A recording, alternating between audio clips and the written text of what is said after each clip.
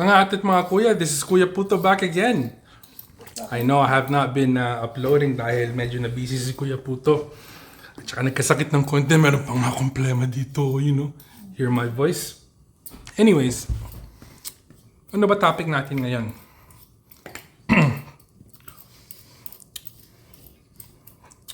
Marami pong napapanood si Kuya PuTo lately about napakadaling mag-invest. Napakadaling yumaman, napakadaling kumuha ng pera, magkaroon ng pera, makahanap ng pera, mga ganun-ganun po. Si-share ko po yung story. Storya namin, storya ko. The day I made $65,000.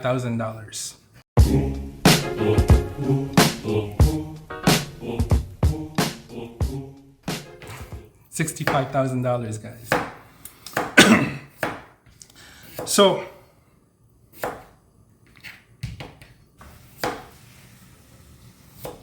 yung asawa ko, guys, nagluluto. Sorry, is it too loud? No, it's okay, baby. Alam nyo, kagagaling ko lang nga sa supermarket. Pinabili niya ako ng patatas dahil gumagawa siya ng giniling. Sabi ko, kukuha na lang ako nung nasa bag dahil $5 lang, di ba? Yung malaking bag, 10-pound bag. Pero sabi niya, no, pababalikin kita sa grocery store kung yun ang bibilin mo. Gusto ko yung individual. So long story short, guys, bumili ko ng 4 na patatas na ganun kalalaki. $5. I could have bought a whole bag. Bakit ganun nasawa ko? Ayoko nga yung nasa bag kasi half is bulok. No, it's not. Yes, it is. Rinig niyo yun, guys, I kalahati like raw white bulok. potatoes. I don't like the one. But the bag is also white No, potatoes. it's not. It is. It says white. No, it's not. It's fake white potatoes. Fake white potatoes from China daw. Yun ang sabi ng misis ko. Fake white No, potatoes. it's different when you buy the loose one. Pero good boy ako. So I went and got the 4 big pieces of white potatoes, right, for $5. Anyways, guys, gusto kong ikwento sa inyo the day that Kuya PuTo made $65,000. So, gaano katagal sa tingin nyo kailangan pag-ipunan nyo yung $65,000 kung nagtatrabaho lang kayo? 1 year? 2 years? 3 years? 5 years? 10 years? Ito pong story to, true story. And lesson din po sa amin to. Because it taught me a valuable lesson about investing and about money. So, ito pong $65,000 na to, nakuha namin or nakuha ni Kuya PuTo nung binenta po namin yung unang bahay namin dito sa Brantford, Ontario. Dati po kasi napakamura ng bahay. I think I made a video vlog about our very first house here sa Walnut Street. Bili po namin napakamura. I think it was just around $100,000. Mga ganun. Tapos we lived there for maybe 5 years. And sinuwerte, tumaas yung value ng bahay. The market went a little bit hot. And Kuya PuTo and his family made a little bit of money. So long story short po, I believe it was 5 years, right, Watch? We lived there? Yeah. Yeah, 5 years from the day that we bought it. Mga 5 taon nung binenta namin. And long story short, after expenses, we made about $65,000. So after expenses, real estate costs, closing costs, all of that stuff, our lawyer cut me a check for $65,000. So hawak-hawak ko po yun sa kamay ko. Naisip ko, dahil bata po kami na misis dati, wala pa kaming masyadong alam sa pera. Sa amin po, that's the biggest amount of money that we've ever held in our hands. Dahil kahit po meron kaming trabaho na 2, kahit po pagtulungan namin ipunin tsaka bunuin yun, hindi po mangyayari ng 5 taon yun. Dahil you have to pay for cost of living, you have to pay for expenses, you have to pay for everyday life, di ba? Tsaka meron po kaming 2 anak. So, napakahirap pong bunuin ang $65,000. Pero alam nyo kung ano po ginawa namin para makuha yung $65,000 na yon? Wala.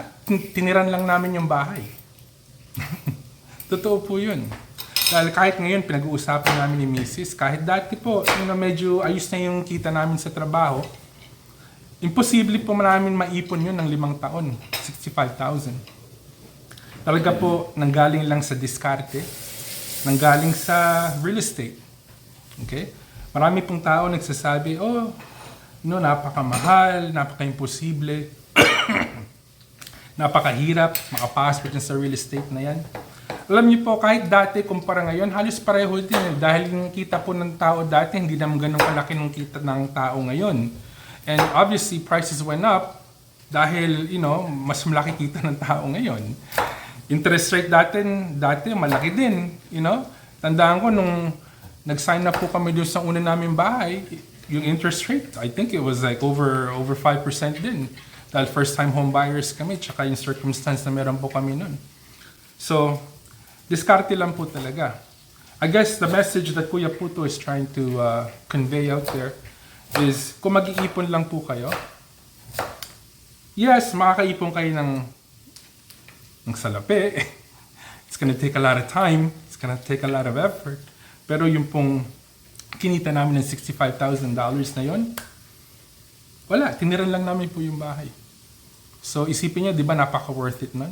Sa 5 taon, $65,000 ang kinita namin dun sa bahay namin, sa first house namin.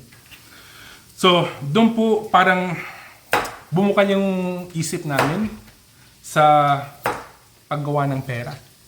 Dahil we told each other, you know what? We never could have done this. This is the biggest amount of money we've held in our hands.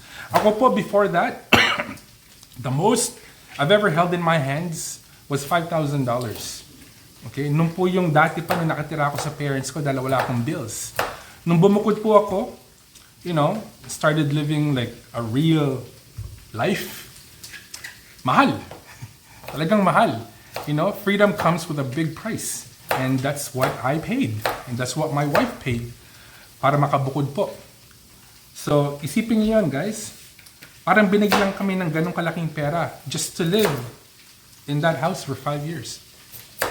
So, naisip po namin, hey, you know what? Nagawa na namin ng minsan yun.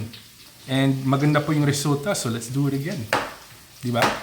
Pero, at that time, wala pa po nagtuturo sa amin nun.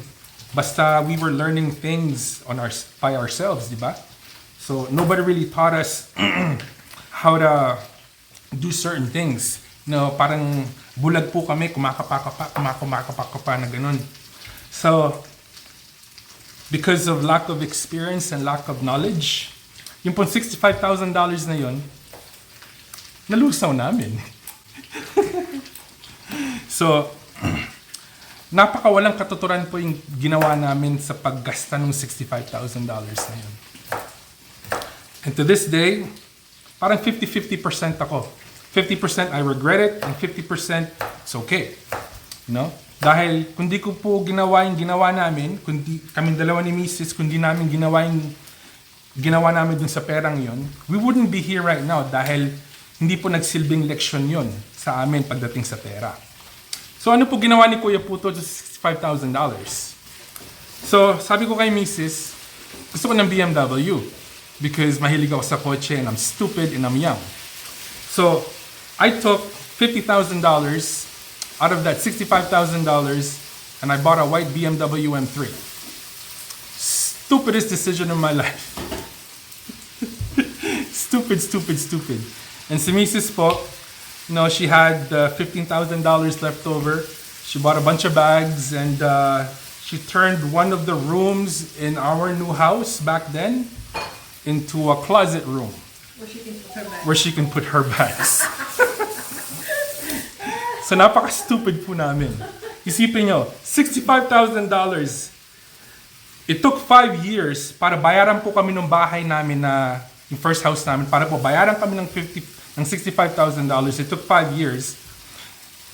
Naglanding yung pera sa kamay namin, wala pa pong 1 linggo na waldas na namin. Right, baby? Was in it like 1 week? Not even 1 week, right? Yeah, not even 1 week. Kuya PuTo bought a BMW for $50,000, and my wife spent $15,000 on bags and transforming one of the bedrooms in our house into a walk-in closet just for her. So yun po ang inexperience and stupidity of young people that does not have any direction or doesn't have any knowledge of how money can work for you. So that was a very expensive lesson. So mind you, to this day, katulad po ng sabi ni Kuya Puto, I don't really regret it because that needed to happen for us to be where we are right now. It was a very expensive lesson, but it was a lesson nonetheless. So after that first real estate transaction that we had, marami po kami naging kaibigan na we surrounded ourselves with that was into the same thing, real estate investing. And slowly but surely, natuto po kami sa kanila. And the fact that my wife is in the financial industry, yung po ang career line niya, she met a lot of people also that advised us on how to properly invest. You know, how to properly use our money so it works for us in the future. So, was it a mistake yung una? Yeah, pero we learned our lesson. So, to this day, I truly believe, guys, kahit ipunin po namin yung kung ano matira sa mga paycheck namin ni Mrs., we never could have come up with $65,000 making what we make back then in 5 years. The second property po that we acquired after the first one, we were a lot smarter. And obviously, we were able to generate a little bit more equity and profit from it. And we used those proceeds the proper way, as per the advice of all of the people that we had ourselves surrounded with that was doing the same thing. So that was a very, very expensive lesson, but it needed to happen. So bakit po shinare ni Kuya Puto sa inyo yung lesson na yon? So, lahat po tayo magkakamali. Karamihan po ng tao, katulad namin ni Mrs. dati, pag nakahawak ng malaking halaga na pera, parang merong apoy yung bulsa namin.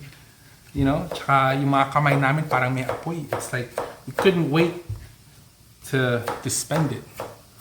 So, natutunan po namin, control. You know? Control. You need to control yourself.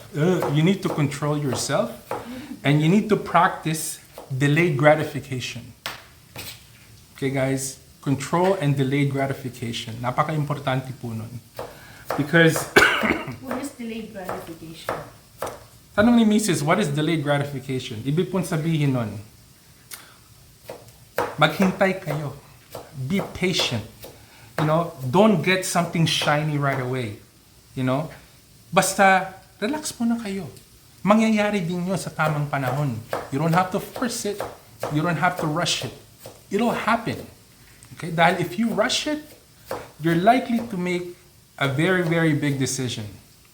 But if you do all the proper things, the original thing that you want, that's gonna happen at the end. That's delayed gratification. And with our experience po, when we practice delayed gratification when it comes to financials, it always works out. So, wag po kayong masyadong, bara-bara. Wag kayong masyadong quick to make decisions pag meron pa kayong nahawakan ng pera na malaki. And natutunan din po namin,